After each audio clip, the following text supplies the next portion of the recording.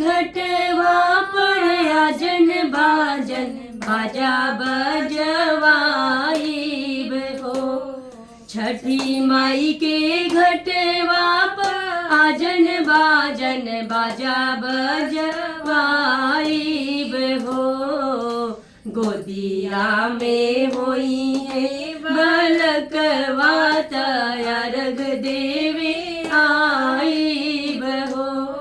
गोदिया में होई है बलकवा अर्घ देवे आईब हो।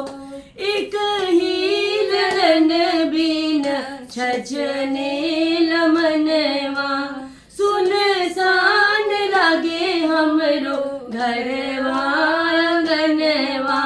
पूरी जहिया दिलवा के ललसाता जलसा कराईब हो। गोदिया में होई है बलकवा कोसी भरवाईब हो। गोदिया में होई है बलकवा गोसिया भराईब हो। मनवा में आस लेके रोवेले बंझनिया कहिया बसैबो छठी माई हमरो दुनिया। ऐसन सुनर फल पाइब सूरज गोहराइब हो। ऐसन सुनर फल पाइब त सूरज गोहराइब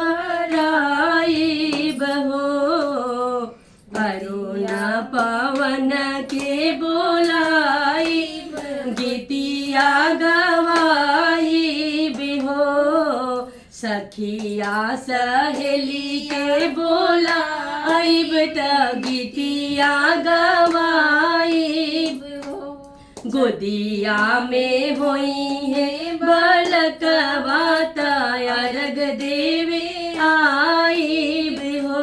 छठी माई के घटवा पर आजन बाजन बाजा बजवाईब हो। छठी माई के घटवा पर आजन बाजन बाजा बजवाईब हो। गोदिया में होई है बलकवा अर्घ देवे आईब हो।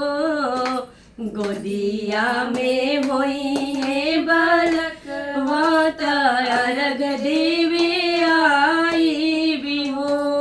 जय छठ मैया।